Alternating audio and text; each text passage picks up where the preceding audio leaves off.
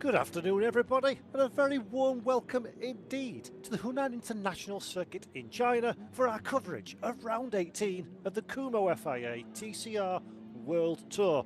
That's right, we have reached that stage in the weekend where we are at the third and final race of the day.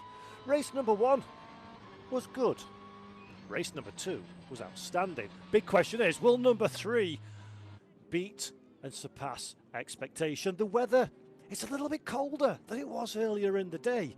It's a little bit drier as well, so we've still not got absolute amounts of grip out there on the circuit.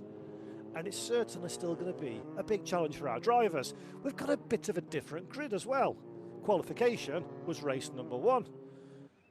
Reverse top 10 was race number 2, and now it's on the points. Speaking of the grid, by the way, down on the grid, you've guessed it, Alex Le Gui, there she is ready to catch all of the personalities ahead of this third and final race of the weekend. And it's a little bit chilly down there for our Alex, and I'm sure we'll put her to work very, very soon when a few cars turn up and we'll get racing underway. In fact, cars are coming, so why not? Let's head down to Alex Le Gui.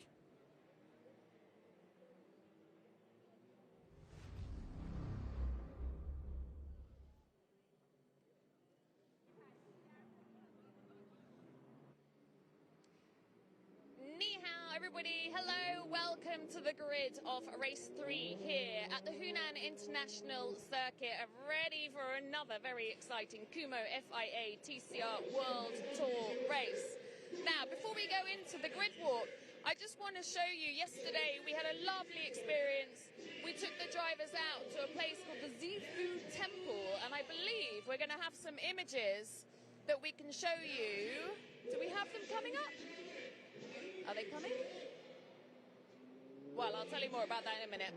Anyway, there we go. Yes, so we had this incredible temple, which is the Zhuzhou Temple, and we embraced the spirit of Zhuzhou, this Buddha, that the drivers got to light and anoint candles. They put them in, they made wishes. It was a really incredible experience. And the idea is that they're celebrating the spirit of Zhuzhou and the idea of that racing can be hard, can be fast, but also that they do it safely. It was a really nice experience. It's about the vision of the local area and the vision of touring car and racing and motorsport generally.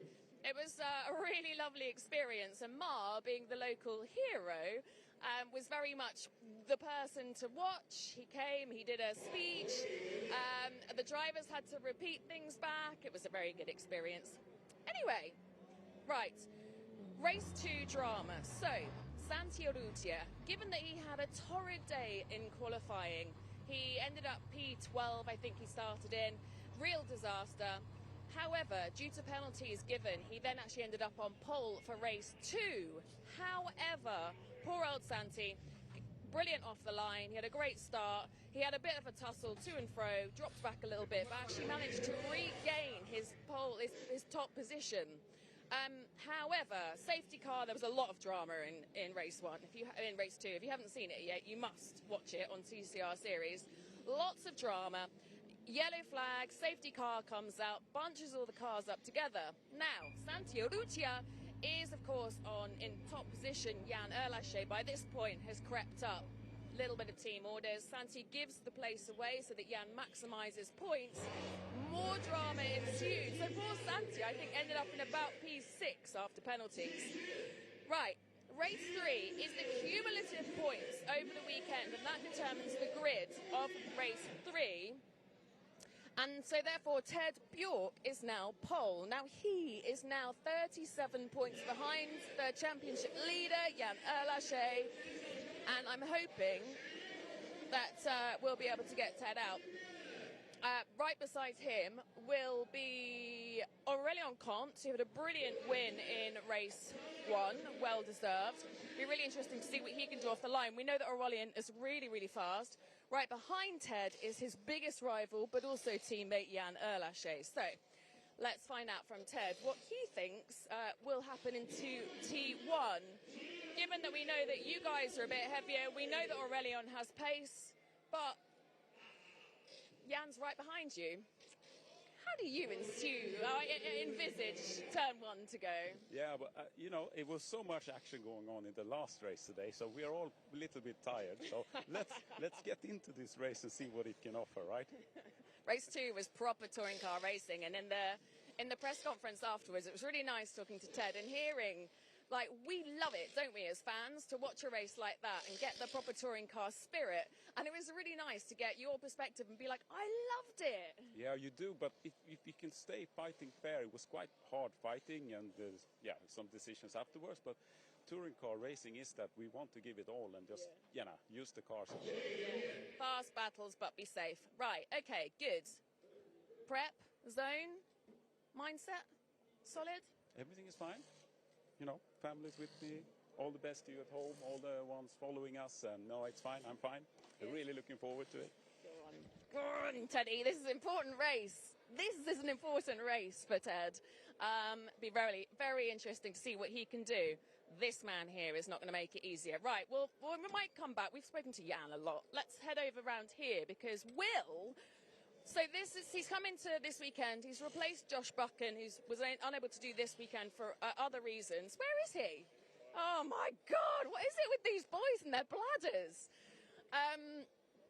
He was right in the thick of it, though. So I do want to try and catch Will when he comes back from the toilet. Because, yeah, so he's just here for the standalone event. But my goodness me, has he given these boys a run for their money? None of them here. Ma, local hero. Let's have a chat to Norby. He was in the thick of it as well. Hello, Norby. Sorry, me again. Race 2 was fun. You were right in the thick of the drama as well. You managed to keep yourself out of mischief, though, but I'd be utterly fascinated to be a fly on the wall in the Hyundai garage after Bebu and Mikkel. What gossip can you give us? It was mayhem. No, I mean, the race was mayhem. To be honest, nothing special in the garage. I mean, we had the car, I think, competitive enough. We were missing this feeling in Korea. In the end, I mean, they are both fast. They both like these conditions. Bebu was a bit unlucky to have to give the position back to Santi. But at that moment, I mean, having 5, 6 cars on top of each other, it's very difficult sometimes to navigate your... So, I'm a good politician. Well, all of you are very good, very politically correct. Hyundais have got some serious pace, though, this weekend. So, your thoughts in this little mix? I don't know. It seems that the weather will stay dry. So, baseline with race 1, where it was quite tricky to overtake. I will do my best to have a good start and then try to be clever with the tires because the drag is quite high. I will try to stay out of trouble and then to wait for my time. All right, have a good one. Yeah, tyre degradation's really hard here. It's also a really technically challenging circuit. The temperature's dropped a lot as well. Oh, there's Bebu. Let's get the gossip from him. Yeah, temperature's dropped an awful lot. I don't imagine that will make an awful lot more difference. Let's try not to crash. Oh, what's this here? What? You painting? This is coming from race 2, which was super challenge. You know, the track was completely wet or damp. We were with the slick. Somehow we didn't get let's say, a good first part of the race because of the track limit in T1. This put me in a bad situation for the second part of the race, but a lot of action and the car was performing really well. At the end we finished P3, but I think was possible to win that race. And how is the atmosphere between you and Mikkel? Is it fine? I know you're going to be politically correct, but, you know, can you give me anything? No, I mean, this is hard racing. We are always fighting hard, but with respect. I mean, we had this misunderstanding. We saw position with Santi, but then was fair racing. All right, fair play. Thank you. Vamos. All right, who else have we got here? Santi. Oh, man, let's have a quick word to Santi. Santi! You're not meant to be back here. You're meant to have kept up there. What happened? I just was too slow in race 1. Not true. Nah, let's see now. I think I was hoping not to be wet in race 1 and it started to rain. So, and we were hoping to be this rain now, this race to be raining, but it's not. But we want a safe race as well because we have Ted in P1 and Jan in P3. So it's very important that we finish, ahead of Esteban. Team's championship is secure. So my goal now is to try to do a good start. I think it's going to be an aggressive one. As you can check in the cars, like every car will have a big damage. But yeah, I mean, race 1, it is what it is, as I was doing my job. I was happy for the first part, and then I was happy that Jan won the race. So yeah, looking forward now to see, and I think it's going to be an interesting race. I hope so. We know that you've got pace, so you could just be the person that causes the drama for race 3 for us, please. Well, drama, but out in the legal part, because then I need to go to the office of FIA, so, which I've been already after race 2, so I don't want to be back there again. So let's see what we can do, yeah. All right, safe. It is fun though, isn't it, when they cause mischief? Poor Esteban. Poor Esteban. So he came into the world of touring car in Europe in 2018. He's been like the nearly driver for all of those years, and he works so hard, and that team works so hard, and it is gutting. He came into this weekend. He really did have a good chance, but he had engine issues in the beginning. It didn't look even like he was going to make qualifying. Then he had a messy qualifying, ridiculous race 1, and then here we are, race 2, and it all went horribly wrong for him. I think strategy didn't work in his favour. The rain was coming down. It was pretty heavy. He did take the chance because he was behind Jan, so he sort of had the chance to take a strategy risk. It didn't pay off. He came in. First of all, he put on front wets. Then he came back in again. So by the time he went back out on full wets, he was the only driver out on full wets, but he went out in P18 and he did not make any traction at all, unfortunately. But all it needed was for the rain to come down just a little bit more, and it would have played out really well. William, hello. You are right in the thick of it. How much are you enjoying your return to touring car? Yeah, it's been great. Obviously starting off 4th, pretty happy with that for combined results. Got to try and have a good race this one. Obviously for us, there's not much to lose, so we'll try and see what sort of pace we got and try and move forward, but really happy so far. I love that, because you've got the pace, you've got nothing to lose. This is good. I feel like Will's going to cause some mischief. Good, thank you. Please do that. So we could have a fun race 3. There we go. Jan is not in the car. He's probably sitting on the floor again. Just final words. This is a really important race for you. It could be a real pivotal race as you go into Macau. Yeah, every race is important. No, that's just the standard answer. Come on. You could, at the end of the next 3 races, be the world champion again. I can be. Yeah, I can be actually, and I think the race 2 was very important with the condition. Now I will take a bit of risk because I want a good result this weekend, especially for our home race. But at the same point, I will play it safe. So we need to score points. Still 3 races to go, including 2 in Macau again. So it's an important race. But to be honest, we have 20 races this year, and they have all been very intense. So yeah, let's see, and let's focus on this one now. Thank you. Go. One day, one of them will say something like that nugget that they shouldn't say, and I'll have got it. Right, I think we can conclude that. So let's have a good race. I really hope so. It's going to be exciting. If it's anything like race 2, it's going to be absolutely brilliant. Make sure you're watching it. TCR series. Toodaloo!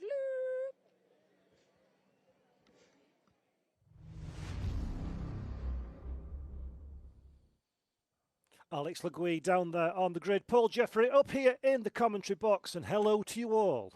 As mentioned, this could be a pivotal race for several drivers' championship aspirations, not least of which is the man sitting on pole position, Ted Bjork. Crossed the line in 3rd place for race number 2 earlier today, demoted to 4th position. That bumps the championship out to 37 points between himself and Jan Ellershae. Not a lot when you consider it's 30 for a win. And we've still got 3 races to go, 2 of which are going to be held at Macau. which, quite frankly, should have 5 times the points. That's how crazy that particular challenge is. We'll look forward to the future, though, in a while, because the immediate future for us is a small matter of 30 minutes of motor racing plus an additional lap on the end. The final time, the last dance, here in China, initially scheduled for a 2-race meeting, bumped it up to 3 to make up for the one that we missed in Australia due to the pesky shipping delays. So here we are, ready to go again, and quite honestly, I'm delighted we've got a third one today because, as Alex and several drivers mentioned down there on the grid, race number 2 was rather special, it has to be said. Plenty of proper touring car racing. Nobody came back with a wing mirror, everybody came back with a story, and several drivers came back looking for perhaps a small amount of redemption coming into this third and final event of the weekend. Aurélien Comte, he finished in 5th. Great result. Got himself a 5-second time penalty to motor to 10th at the flag. Not ideal for the French driver. He'll be hoping for more come the final race. Yann Erlechet, that we're looking at there. Extended the championship lead. Starts from 3rd position. Big opportunity for the French driver. Ted Bjork, he already mentioned this one at the start of the weekend. He's going for the Drivers' Championship. There'll be absolutely no help whatsoever in terms of team play between the two Link & Co Cyan Racing drivers. Will Brown, he's on a bit of a busman's holiday back in TCR. He'll be starting from the 2nd row of the grid, and we know very well how fast Will Brown is. And because he's been away from the car for so long and brand new into the Elantra, one can only assume that every time he gets into it, he'll just be that little bit faster than last time around. I expect Will Brown to be one of those drivers that at the very least are in the conversation for the podium spots. He is having a little bit of trouble getting a TCR car away from the line, having, as I say, been in supercars for the last couple of seasons, but never, ever, ever count out a man of that talent. Never count out a man of the talent of Norbert Michaelis as well. Been a quiet weekend by Norby's lofty standards. But again, the driver that's got every possibility of moving forward. 3rd in the first race of the day, classified 12th in race number 2. On home soil, Martin Qua hasn't had the pace, has he? It has to be said. It was Link & Co, the trio of Link & Co, Cyan Racing teammates, Santiago Rutia, Yann Erlechet and Ted Bjork. Not quite there or thereabouts is Mar this weekend, but not quite there on a level with his teammates. We've seen that he's keen to get the elbows out. He's good in battle pack racing, so I'm sure Martin Qua will be a very fascinating prospect indeed. And honestly, you know me by now, good people at home, touring car is what I live and breathe for. So I'm always excited about anything to do with touring car racing. But I've got to admit, the proverbial hands have been rubbed together at the prospect of this one. Keep our collective fingers crossed. A bit of rain falls, that'll always make it even spicier still. But even without the wet stuff dropping from the sky, I've got a feeling our final race here at the Wunan circuit is going to be a good one. Nacho Montenegro, he's had a relatively understated weekend as well. I think Goat Racing kind of have been a bit on the back foot, haven't they? Mechanical issues, dramas on tracks, and just not quite there in the Honda Civic this weekend. Nacho Montenegro suffering as much as everyone. Right then, let's have a look at the starting grid. It is Ted Bjork from Aurélien Comte on the front row of the grid. Yann Erlechet and Will Brown make up positions number 3 and 4. In 5th place, he goes the way of Mikel Azcona with Norbert Michaelis alongside. Martin Qua and Nestor Girolami make up the 4th row of the grid, 7th and 8th places respectively. Santiago Urrutia has Nacho Montenegro for company on row 5, Lo Seho and Esteban Guerrieri are 11th and 12th positions respectively. In 13th goes the way of Victor Chan. Ryan McMillan is alongside him in 14th position. 15th is Benny Santoso and Yang Ho Jae Hee is in 16th place. 17th goes the way of Diego Moran with Sean Chang in 18th. 19th is Red Diwa. Alongside him is Andy Lang. 21st place goes the way of Wang Yimin. And in 22nd position is Shang Nan. 22 cars, 1 circuit, 30 minutes plus 1 lap. And a final dance in China at the Hunan circuit for the TCR Kumho FIA TCR World Tour alongside TCR Asia.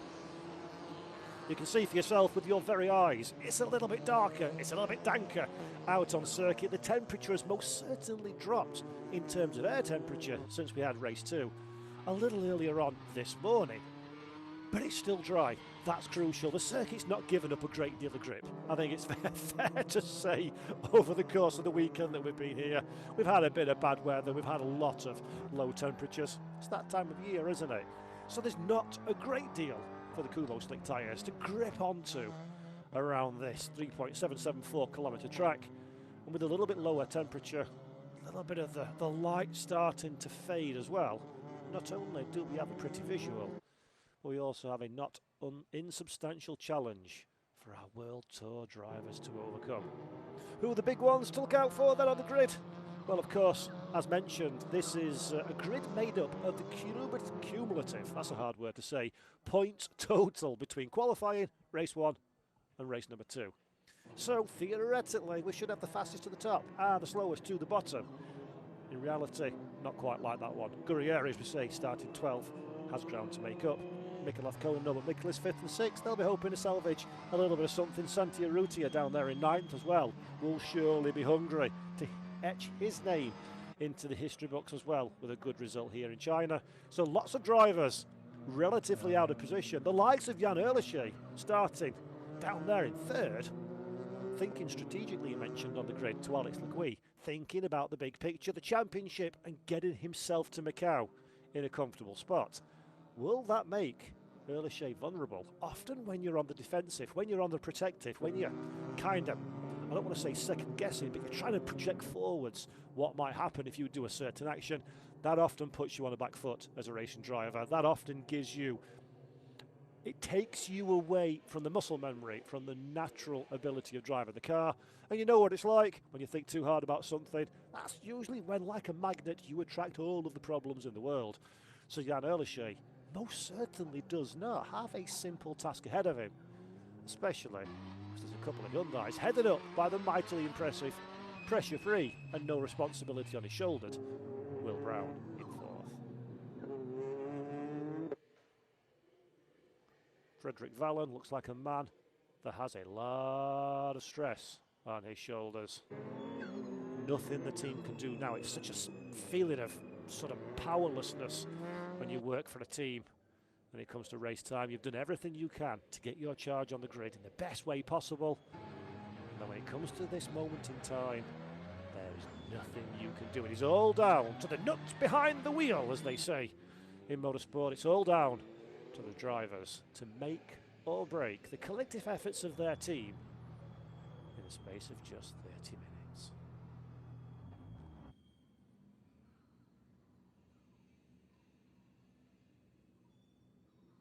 22 cars then will line up on the grid to take part in the 3rd and final race of the weekend here at the Hunan International Circuit in China. The Kumho FIA TCR World Tour, alongside colleagues from TCR Asia, has put on a fantastic show. And for one final time, we will go motor racing. Your eyes to the top of the screen, please. Lights on, lights off in an instant. And round 18 of the Kumho FIA TCR World Tour is underway, and Aurelian Comte almost into the side of Ted Bjork at the head of the pack, but Bjork holds on for a pole position. An early race lead for the Swedish driver, Jan Ehrlichie, involved in that one as well. A little bit further back, 3 Hyundais side by side they go, where 3 Hyundais cannot fit. Will everybody make it through? No, but Miklas is side by side. That's Bjork defending heavily for the race lead from Aurelian Comte. Comte has the outside line. Almost coming together, do the 2 drivers. Good avoidance there from Ted Bjork, holding on to that race lead. While a little bit further back, one of the Hyundais runs very deep indeed, scrambling for grip. In the early stages are the World Tour field, but a man finding a grip. The best of all is your race leader, Ted Bjork from Aurelian Comte, and a very interesting looking Jan Ehrlichie, keeping a watching brief in 3rd. Wonderful scenes then over the course of the opening lap here in China. Bit of smoke kicking up in the background from several of our cars. As for the race lead, we go side by side. Aurelian Comte to the outside line. Nips the Cupra Leon VZ back to the inside again. Bjork is vulnerable. The 111 has the inside line. Will both cars make it into the corner? They do. Will they make it back out the other side? Yes. Ted Bjork holds on. Aurelien Comte trying every single trick in the book. Lights ablaze on car 107. I'm coming through, says the French driver. And right on cue, the inside line is optimised. And Aurelien Comte takes over the lead for SP competition. Fabulous pass then from the French driver. Ted Bjork didn't make life too difficult, it has to be said. Looking after the car at this early stage, he wants the points for his own Drivers' Championship. Do not forget, Jan Erlichet, main rival, championship leader, just behind. Bebu Girolami keeping him company. Norbert Michelis has made his way past Will Brown. The Australian driver there in 6th position for now. First job complete. Survive the onslaught of the opening laps. Let the race come to you and see where you stand. Mikhail Kona up there in 7th place as well. A couple of big names all running well inside the top 10. Norbert Michelis goes defensive. Will Brown having a think, having a look, but on this occasion, Will electing to stay behind the BRC grouping of cars and see what he can pick up from our double champion, our reigning champion. Norbert Michelis, of course, in the World Tour. He's not going to win it in 2025, it doesn't look like, but Norby putting up a great fight so far. Down there in 5th position was Cast Your Eyes to the head of the pack, and Aurelien Comte now has extended his gap to 6/10 of a second. This is a great start for the French driver, and it's none too shabby either for the Australian. There goes Will Brown on the works team. Absolutely no respecter of reputations. Here's Will Brown side by side. The customer HMO car versus the BRC works vehicle. And Brown can't quite make his way past on this occasion. Michelis holds on just behind teammate Bebu Girolami. Mikhail Kona has a little look, a little think, and a little see. But on this occasion, Kona not quite close enough to launch an attack. As Brown and now battle-scarred Norbert Michelis continue their fight. Rubbing is racing, they say in touring cars. Well, there's plenty of rubbing between those two at this moment in time, but it's still just about advantage to the Hungarian driver, Norbert Michelis, holding on to that 6th position. Last time around, it was a very healthy 6/10 of a second advantage to Aurelien Comte to the head of the pack, so pace looking good for the Frenchman, pace looking good for Will Brown to the inside, rat-a-tat-tat, bang-a-bang-bang, door handle to door handle we go. That's how we go motor racing in Australia, says Will Brown, thank you very much. Norbert Michelis has been overtaken and looks very vulnerable to Mikhail Kona behind. Michelis has a look to the inside, Brown's got that one covered, another little kiss, another little tap, good job. They've got similar liveries because they're trading paints at this moment in time. Norby, though, will be frustrated by that one, I am sure, will our reigning champion. Brown up in a 5th, Michelis 6th, and then here comes Mikhail Kona. He thought initially about having a little fight with his teammate, but now it is very firmly hands full for Kona. The Santiago Urrutia for the Lincoln Co. Cyan Racing Machine, car number 112 that you see there, has the outside line, does the Uruguayan driver. Tries to close down to the apex. There's a Hyundai in the way. Contact between the two of them. Both survive. And on corner exit, advantage goes back in the way of Mikhail Kona in the 196. Urrutia is going to have to work again. Great turn in apex. If you can't find a way past, just smash into the rear corner. Absolutely fine. Santi and Mikhail have got all the hallmarks of absolute tears written over this one. Santiago Urrutia, though, thankfully, comes away from that particular squabble, so we hold on. Does the 196 Mikhail Kona for now, but I do think Santiago Urrutia is definitely aggressive, isn't he? In that 8th position. And he's got Marcin Kła keeping a very close eye on proceedings behind as well, just waiting for an opportunity that may or may not present itself from a bit of overzealous driving ahead. No doing. Down into T1 on this occasion. Kona feels no need to defend the line, so that's good for him. The 217 seems to be in pit lanes. That's Victor Chan in some kind of strife. Shame to see the Norris Racing Honda Civic into an early retirement. Hopefully Victor can get back out again before we say goodbye to today and get some more track time down in the World Tour field. 23 minutes 58 seconds plus a lap to go, so there's plenty of time to right whatever is wrong with that car and get it back up and running again. Right then, let's check in on Aurelian Comp, shall we? Because nobody else is. He's miles away. 1.7 seconds now. Thank you very much, says Aurelian Comp to the head of the pack from Ted Bjork. For good measure, Ted has just a nip over a second and change from teammate Jan Oleshe behind. But this has been quite the performance, has it not, from Aurelian Comp? We heard from a few drivers, Norby being one of them, that tyre deg is high here in China. So hopefully Aurelian has not gone too much too soon for the Cooper driver, but so far so good.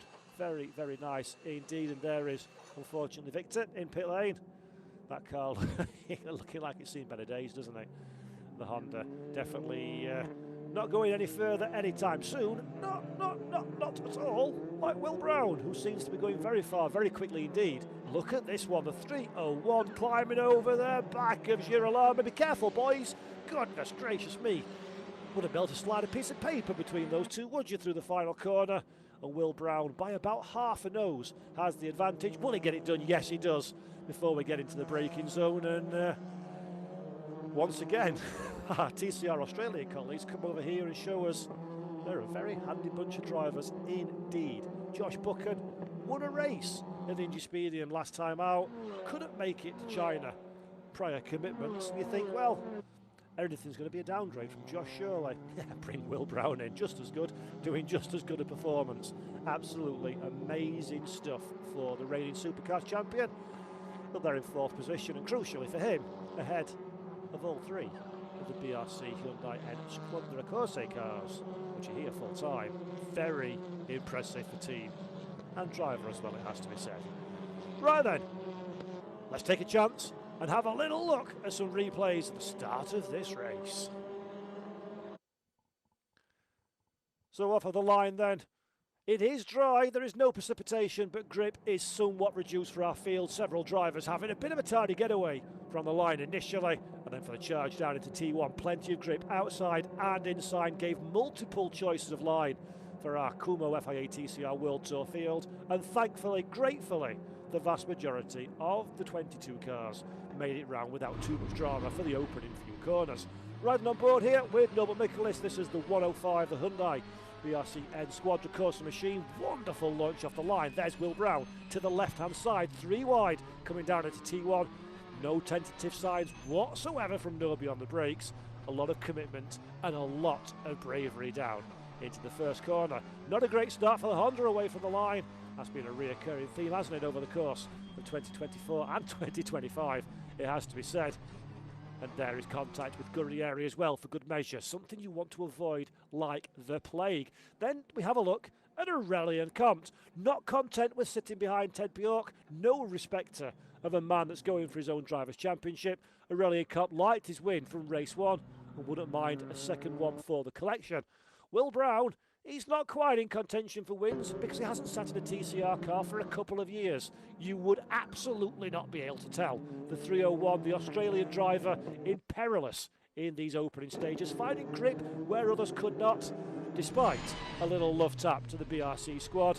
He, in short order, cleared both of those cars and currently runs inside the top 4. Norbert Michaelis having a box full of dramas we saw there as we're back into live pictures once again. And we pick up the trio of BRCs, now trailing behind Will Brown and the customer HMO racing machine. 5th, 6th and 7th position. Mr. Girolamo being the leader of the pack. And the leader of the pack overall, Aurelian Compt. 2 wins to his name already. Frankly, and I mean this in the greatest, most respectful way possible, it's a relatively small team with a driver that's coming off the back of a good season but doesn't necessarily have the prestige and grandeur on a world stage. To have taken 2 victories is absolutely sensational for Aurelian Compt in SP competition, and to be heading, quite frankly, in a relatively comfortable position to race win number 3.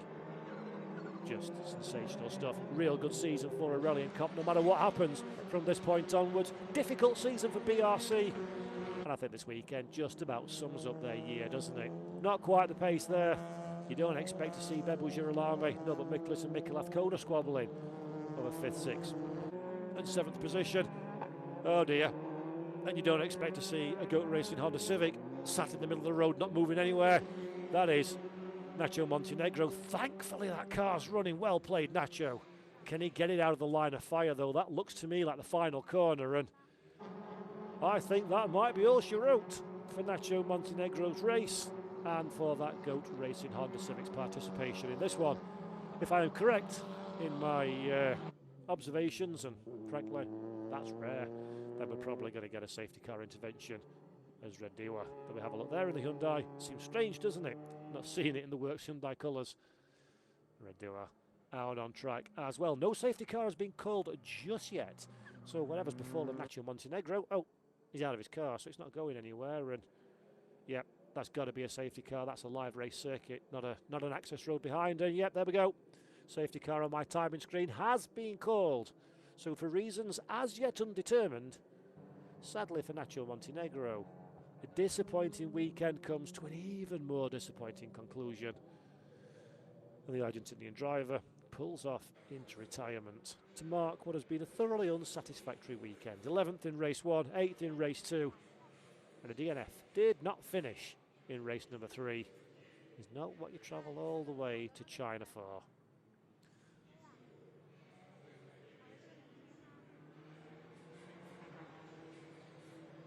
Right, let's take a look then. What happened to Nacho Montenegro?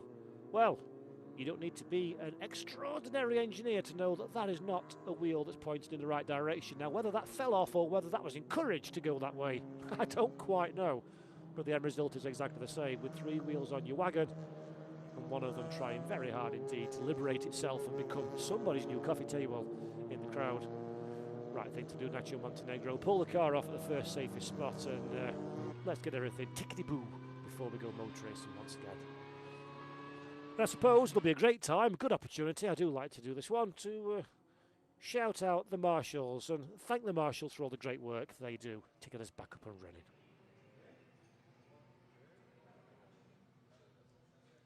Right then, this will tell us something.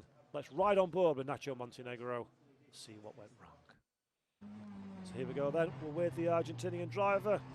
In return to the left and the right, all looks fair and well. Bit of a clout on the curb, and there we go. Broken. Hard cloud on the curb. Something goes wrong. You wonder why you can't turn the car anymore. And all of a sudden, what seemed like a whole lot of fun suddenly becomes a very depressing experience indeed. And there you go, Nacho, wondering where the drive is because he's trying to bounce over that wheel. And there is the stranded-looking car. Pepe Oriola, Ruben Fernandez, both looking on there. And yeah, GOAT Racing. What more can be said? Ain't been their weekend, has it? As Alex Legui mentioned in the pre-show before this race, Esteban Gurrieri came into this one with a very reasonable shot at the Drivers' Championship lead. Well, he's in 10th position, straight off the back of a DNF in race 2. It is over and out for another season for Esteban Gurrieri and GOAT Racing. But we need to remember this one. It's a very young team indeed. Came onto the scene with a bit of a splash, with a bit of a bang, and they've proven themselves to be absolute categorical front runners right from the very off. So every single time GOAT Racing go out on the racetrack, every victory they have, every negative down they have to take, it all builds their armoury, builds their toolbox, doesn't it? And they'll be even stronger in the weeks, months, years and seasons to come. 15 minutes then. Because we're under safety car conditions, the clock does not stop a ticking. So the time is ticking, and unfortunately Nacho Montenegro's car doesn't look any closer to being recovered, does it? Not quite sure what the delay is, but hopefully we get it out of the way very quickly indeed, and we can go motor racing. This is bad news for Aurelien Comte, isn't it? Up to the point of the safety car, Aurelien have built himself a reasonably favourable 2-second advantage over Ted Bjork, and we've heard already that there's issue with tyre day on this circuit. Has Aurelien gone a little bit too hard, a little bit too soon? Will he be vulnerable to Ted Bjork? What I am absolutely fascinated about now, will Jan Erlichey have any interest in getting his elbows out with Ted and seeing if he can try and leverage his way past? Erlichey beating Bjork to the line would help his championship challenge a great deal indeed. Interesting times. Flip side of the coin, Erlichey getting the elbows out with Bjork and it not working. can be an absolute disaster, and suddenly back against the wall, you go to Macau, and it don't look quite so good. That's why Aleshe is a world champion touring car racing driver, and I'm a man that sits with a microphone in the box and talks about it, because he knows how to do it, has done it, and has worn the T-shirt. I don't know what I'm talking about. So I'm sure Jan has very much got this one under control, knows exactly what he's going to do, but you know what they say about best laid plans, don't you? They never ever survive the first sign of battle. Let's see what happens in the heat of the moment. Safety car still going around, as we saw very briefly on screen. Nacho Montenegro's car has been attached to the snatch vehicle, so hopefully that'll be spirited away behind the barriers in the not too distant future, and we can still have double-digit number of minutes of motor racing to go as we round out the penultimate weekend of the 2025 Kumho FIA TCR World Tour season. It began at Mexico City. Ted Bjork, Esteban Gurrieri taking the winner's spoils. Then in June, we're headed to Valencia. It was a double win for Jan Aleshe. Nestor Girolami also getting on to the winner's rostrum. Heading from Valencia to the Temple of Speed, that is Monza in June. Norbert Mikkelis took his first win of the year. Aurelien Comte was a surprise victor as well. His first win for the Cupra in SP competition. July saw us visit Villarreal. Jan Aleshe back on the top step of the podium. His third win of the season. Ted Bjork joined him in the winner's circle. Then September, Australia at the Bend. It was Norbert Mikkelis and Bebu Girolami. Mikkelis, Othkona and Bjork again at Ingespedium. And now here in China. It's been Aurelien Comte in the first race. Second race by the way of Jan Aleshe. Who's going to etch their name on the winner's trophy in race number 3, round number 18? Let's find out, shall we? Safety car in. At the end of this lap, Aurelien Comte takes over lead car duties. Aurelien Comte finds himself a very nice gap indeed, and that is a masterstroke of a restart from the French driver. Found a gap, took the gap, and left Ted Bjork standing. The Swede will look back on this one not very favourably, methinks. That is not a great restart from car 111. Ted Bjork has work to do now between himself and Aurelien Comte.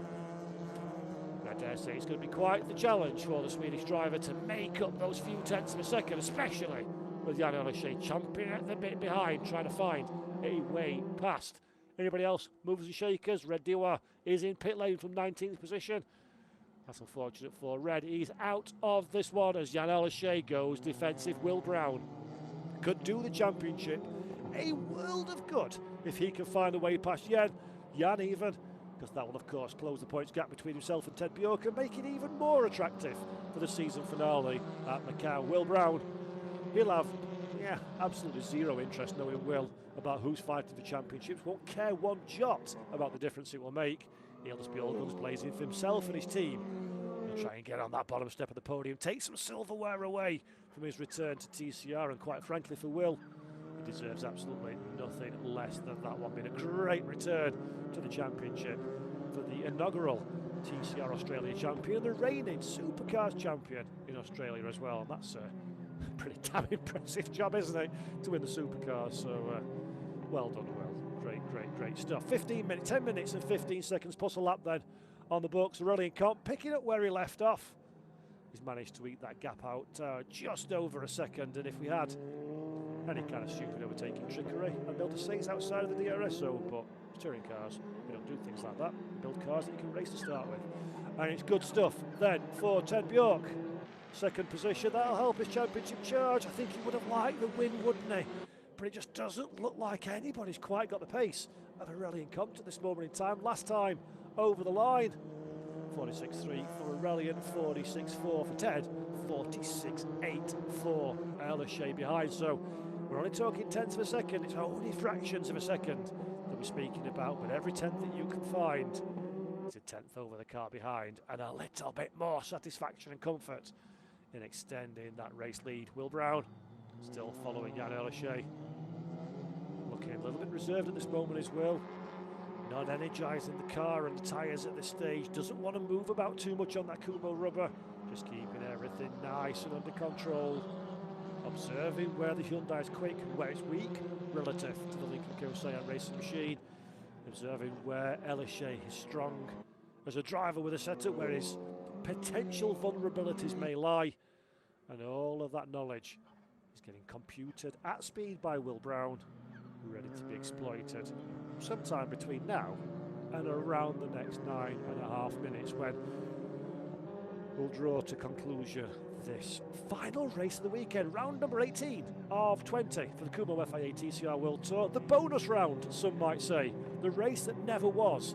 This number 3 filling in for the one that we missed in Australia last time around at the bend, and I'm glad we have done, because this track really does produce some absolutely fantastic racing. It's not been the classic that race number 2 was, but I'm sure you'll agree it's edging up to be very exciting indeed, especially, ladies and gents, if this fight continues, because Jan Elysée is not fighting for the bottom step of the podium, but folks, he's fighting desperately for points for his Drivers' Championship.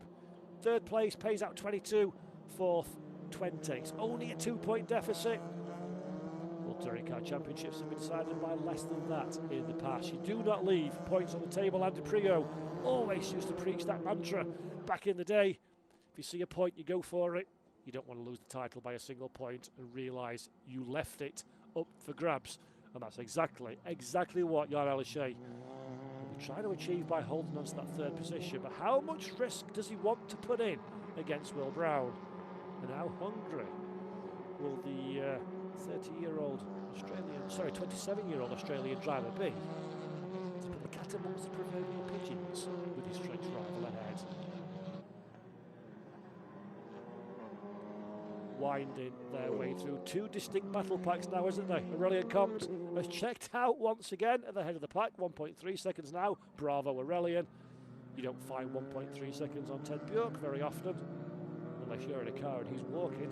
So well done, Aurelien Comte. Lots of pace in the SP competition. Cooper Leon VZ over the course of this weekend, and be a bit of a rarity to be a double winner in 2025, won't it? Jan did it in Valencia, I think, off the top of my head.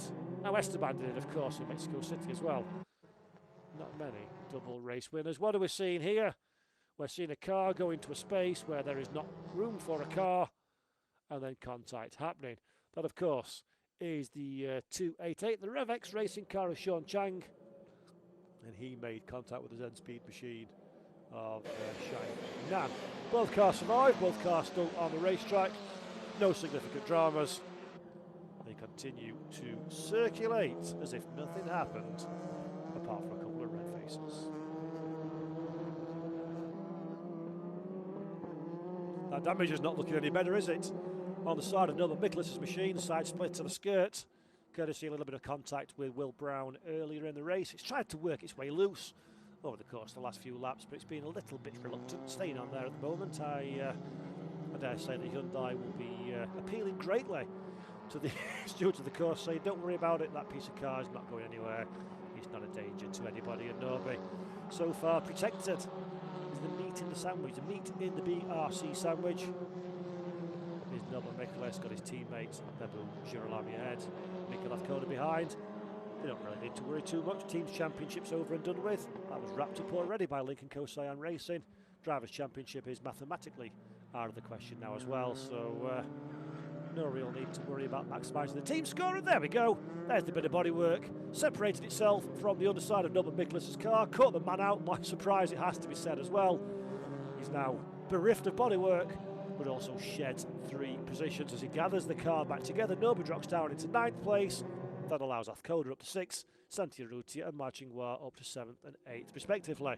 Now, without a side skirt, how much difference does it make to the performance of the Hyundai Elantra TCR? I would argue probably nothing. So hopefully Norby is not too disadvantaged as he tries to muscle his way back in again. Let's have a look then. You never want the bodywork to shed itself under the braking zone, but that's exactly what happened. Lifted the rear corner of the car up while it's under maximum braking load, and Norby considers himself fortunate there wasn't a barrier there. There we go, that would have been a surprise behind the wheel. Guarantee that one for Norbert Miklas, but cool customer. Gathers it all back together and recommences battle once again. 4 minutes then, 1 lap on the books left to go. Jan Elysée still under pressure from Will Brown. And Will thinks flashing off the lights will tell Jan Elysée just how much urgency is being carried by the car behind. And Jan, I don't think he needs those flashing lights. I think the body language of Will Brown's Hyundai Elantra will tell the French driver all he needs to know about how much urgency is currently in the seat of the pants of the car behind. Their bid for the bottom step of the podium.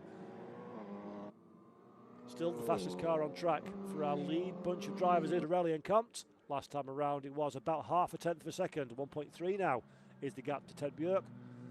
Björk still holding on to that second position. He's been nowhere near anybody all race, so there'll be no time penalisations for the Swede. He'll get to keep his podium, methinks, for this one. And it'll just help swing the pendulum back in his favour again. But Jan Ellershay's had one of those seasons, hasn't he? He hasn't been the blistering fast, oh my goodness, will anybody be able to catch this guy, Jan Ellershay, that we've seen in years gone by. But it's been a champion season, hasn't it? You haven't seen much of him. Maybe he's been floating around outside the lower reaches of the top six. Checking flag waves. Where's Jan? Oh, he's third. How did he do that one? It's been one of those seasons where he just keeps picking up the big results, chipping away at the big picture, and 99 times out of 100, that's how championships are won. So it's looking very, very good indeed for Jan Ellershay. Perhaps the headlines and the dramas and the high points have been more for Ted Björk. But every single time the flag waves, Ellershay's there to score the points. Right then, is this a replay or a repeat?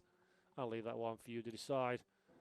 297 once again in strife, this time Yang Ho Ji Hee is the car that has been assaulted. Both drivers survived though, both drivers still on the racetrack, and 20 cars of the 22 that started are currently in this motor race. In fact, no, they're not 20. 20 of the 22 cars, I apologise, 3 cars out, isn't there? 19 of the 22 cars are still in this motor race. Bebu and Mikel still close together. Nicholas in the back of the shots, losing ground now, isn't it, to this particular battle pack? Lost a side splitter 2 or 3 laps ago, and it looks like it's just unsettled the balance of the 105 Norby. Frustrated, labouring down there in 9th position. I dare say he's probably not that bothered about the place in front either, to be fair. It's not really going to make or break his 2025 season, unfortunately for Norby. But let's hope a character building season as this has been, let's hope the BRC Hyundai N Quadricorsa can come back stronger again. So what's happening here? Hello. Mikkel Athkona decides he doesn't want that position. Hello, compensation weight maybe for Macau. Athkona is going to start doing the most bizarre thing in the whole wide world of motor racing. Deliberately going slowly, giving positions away. Not quite, I never like surmising as to why these things are happening, but I'm sure there's a bit of strategic intelligence there. Not quite sure exactly what it is, don't want to make an assumption and be proven wrong, as Ma Qinghua finds the inside line, and that's the easiest overtake he'll ever make. I am absolutely certain. 32 minutes then, plus a lap on the clock, 32 seconds even. I wish it was 32, I love this championship. Wish it was 32 minutes, but it's not. We're down to the final 30 seconds of the penultimate weekend of the season. The last race here at the Hunan International Circuit, the newly named Hunan International Circuit. There's Mikkel Athkona. Slows it down and allows Nicholas to find his way past. Playing the good team is Mikel. Great driver, massively fast, lovely guy as well. And also very much a team player. 5-second time penalty has been applied to Sean Chang for the Rivex racing machine. Caused a collision. Sean, in car number 288, is down there in 17th place, so he will lose. No, he should be okay. He should hold on to that 18th position, such as the gap between himself and those behind. So no real loss there for Chang. Pirelli and Compt, they'll be looking forward to this one coming to an end, won't they? That's about as close as Ted Björk's been outside of safety car circulation. So Pirelli and Compt, masterful management job for the French driver. Pirelli's looked after those Kumho slick tyres. He's had the pace of everybody in the field quite comfortably, it has to be said. A dominant performance it has been. Lo Seho has a look to the inside of Esteban Gurriere. Just rubbing salt in the wounds for Esteban. As there we go to the final lap we go, and not a moment not a moment too soon for Pirelli and Compt, I think. And there is Bebu Girolamo playing the middle pedal game. slowing the car down, letting the Lincoln Coast past. And again, I dare say this has possibly got a little bit of something to do with not wanting to carry no weight around Macau. We head over there on the 13th to the 16th of November, right around the corner actually. You'll be here before you know it in Macau. Quite possibly the best place on earth. What a place to go touring car racing. What a place to end a season that has been certainly one of the highlights of my professional career. Absolutely gratifying to see how the World Tour continues to grow. Let's remember, it's a very new and a very different concept. It's only our 3rd season, and already we're producing some absolutely classic racing. And an absolutely classic season for this man, Aurelien Comte. The team that could, the team that did. Small team SP competition, Sylvain Poussier, of course, running that one. Has his name above the door. Driver himself now looks after things. Aurelien Comte started the year with John Filippi alongside him. It was a 2-car team. John, no longer part of that outfit, no longer racing in the World Tour. It's a 1-car squad, making it even more difficult for Aurelien Comte flying solo against the might of Cyan Racing Lincoln Co. The might of the likes of BRC Hyundai and Squadra Corsa, the up-and-coming here and nowers of GOAT Racing. But at the end of the day, when all of the shouting, when all of the excitement, preparation, dramas and controversies are over and done with, the history books will record that man, Aurelien Comte, as a race winner in the Kumho FIA TCR World Tour. Round number 18 goes the way of Aurelien Comte, his 2nd win of the weekend, his 3rd win of an incredible 2025 season. What a performance for Aurelien ahead of Ted Bjork and Jan Olyshe on the podium, and then Will Brown from Santiago Urrutia and Ryan McMillan at the death in 6th place. Bravo to young teenage Australian McMillan. That is a superb way to sign off the China weekend, just ahead of Ebu Girolame and Norbert Miklis in 7th and 8th. Marching what? Mikel Azcona in 9th and 10th. Lo Seho crosses the line in 11th, and Diego Moran, surprising no one, takes victory in the TCR Asia Field. 13th place overall, and another trophy for Diego's growing list. Well. I think it's fair to say we had some shenanigans in that final corner. It would have been remiss of me not to call the race winner over the line, but I'd like to unpick that one again, because whatever happened, Ryan McMillan went through there like a bat out of hell, didn't he? To get up there in his 6th place. Good boy, Ryan. Let everybody play the game, son. You go and score the result, and that is really, really good for McMillan. 17 years old, as mentioned. Came in at the bend as part of this 2025 campaign. Stayed on for China, and will be, I believe, in Macau as well. And 17-year-old, eh? He's racing a touring car to a top 6 on an international racetrack. I've got a feeling these jeans I'm wearing might be 17 years old. So, well, yeah, very well done indeed. Very, very impressive. Keeping a cool head on young shoulders as Ryan McMillan, and certainly a name that I'm going to be keeping track of over the next few years, because I think he's got a bright future in professional motorsport, does Ryan. Right, some fast maths has been done back of house, and these are the provisional Drivers' Championship points, and it's 34 is the advantage for Jan Olyshe from Ted Bjork. 101 back for Esteban Gurrieri. If anything now, Esteban's fighting a rearguard action to hold on to 3rd position in the driver's standings. Just shows you how quickly hopes and aspirations can be extinguished in motor racing. Not at all how Esteban Gurrieri wanted this weekend to go. And okay, mathematically there's still change, there's still chance, but we are down.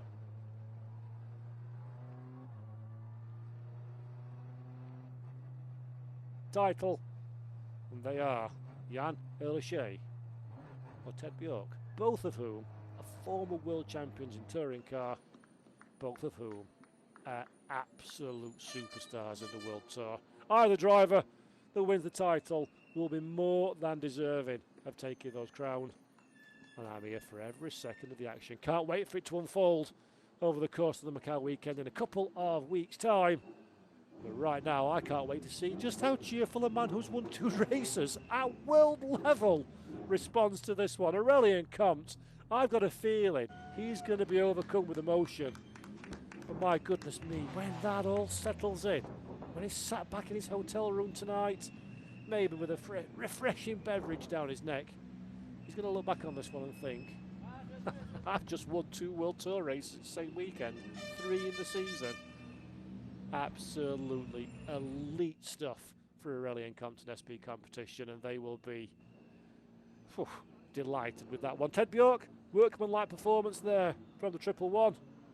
He had the speed, he had the racing intelligence, didn't he? Had the intelligence not to fight Aurelian Compton too hard, and a very strong second position. Jan Ellershey looks about as happy as he will ever be with 3rd place. That's a good recovery situation for the French driver to have those 34 points coming in to the final weekend of the season. All smiles then. The French driver Aurelian Compton. There's his Kumho winner's cap. Yes, he'll be making his way over to our Alex, and there she is. Look, microphone in hand, ready to grab a quick word with our newest double winner in 2025, Aurelian Compton. Won race 1 in fine style to start the Chinese weekend. Race number 2, a little bit less satisfactory. 5th at the line, 10th in the end. And race number 3, race victory. Right then, fancy a word with our race winner? I know I do. Let's head down to Alex, who has Aurelian Compton.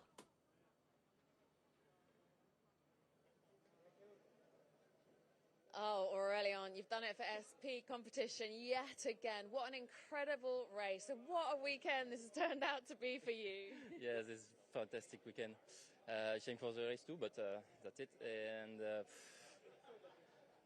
this victory, it's for my team because a little team, and also we have a little problem before the pit lane open.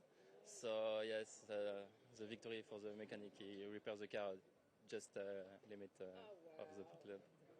So I'm happy. Congratulations, well done, well deserved.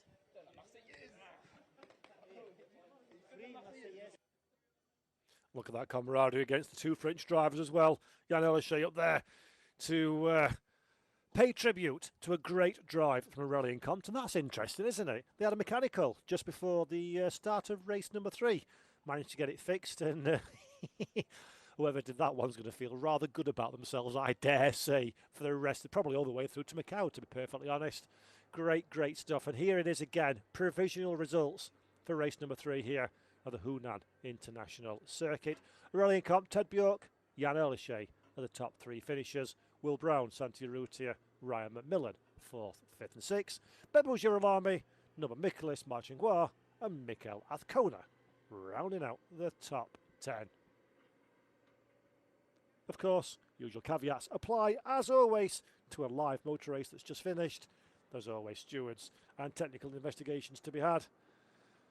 But unlike race 2, that one felt like a little bit more of a straightforward affair, did it not? It's amazing what the rain can do to a motor race, and everybody behaved themselves pretty reasonably, considering it's the 3rd race of 3 in touring car. Probably because they need to get ready to go to Macau, which is not a million miles away down the line, is it? 13th to 16th of November is Macau, so only a couple of weeks. And we'll be back in action once again for that one. Do love Macau, great way to end a touring car season. Here are the provisional Drivers' Championship points, and there is confirmation now. It is a 2-horse race between Jan Ellershey and Ted Bjork. 101 points for Esteban Guerrieri is too large to overcome with the remaining points available. Right then, almost time for the podium. So let's have a look at the highlights of the race you've just enjoyed.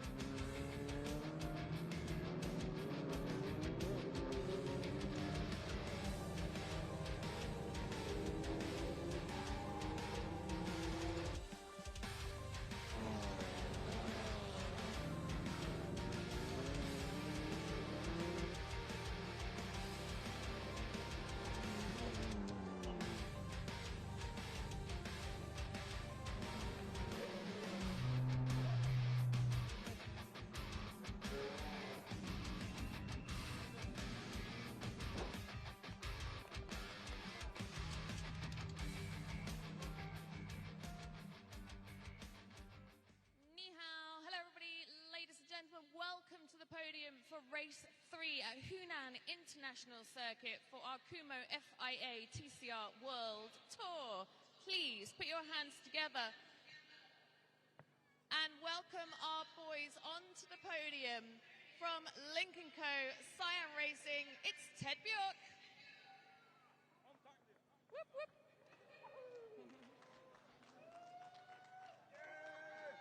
Please put your hands together and give a big round of applause for Link & Co. Cyan Racing's Jan Erlache.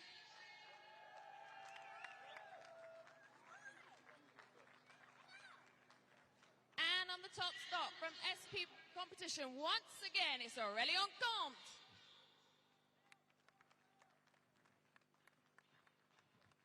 And representing SP Performance is Lenny Marat.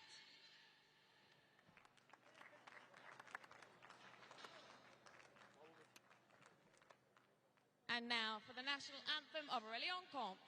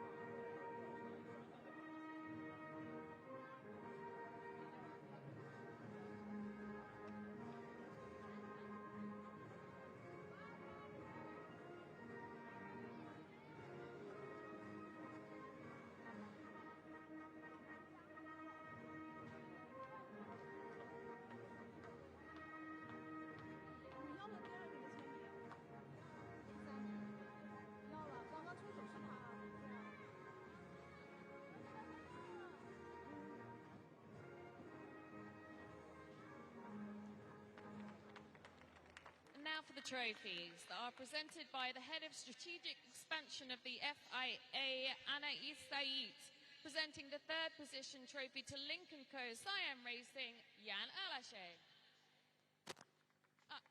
Yeah.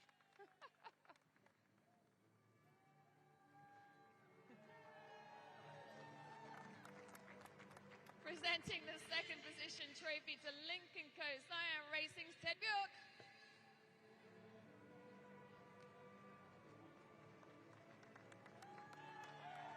And now for the winner, SP Competitions, Aurélien Comte.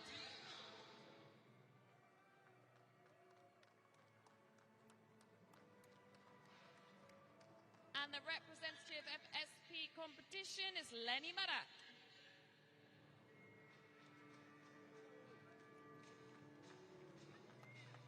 Please come together for your official photograph.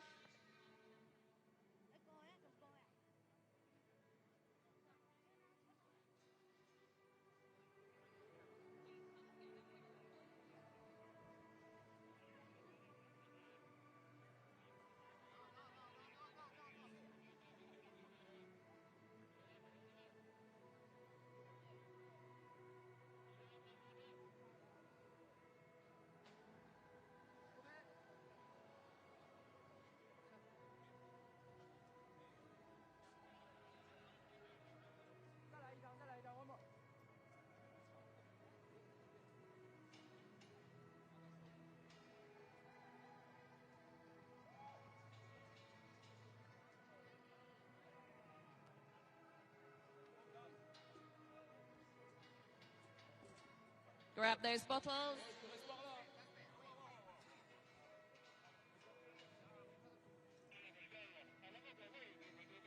Champagne!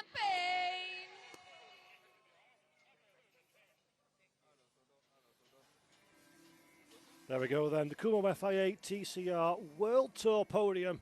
And once again, Aurélien Comte is the man at the very top step.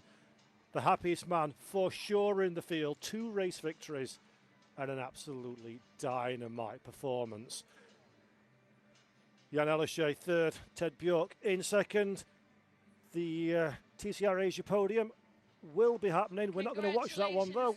We're running out of time now to say goodbye. So, for everybody watching at home, thank you very much indeed. It's been a great weekend, hasn't it? It's been a bit of a different change to the championship.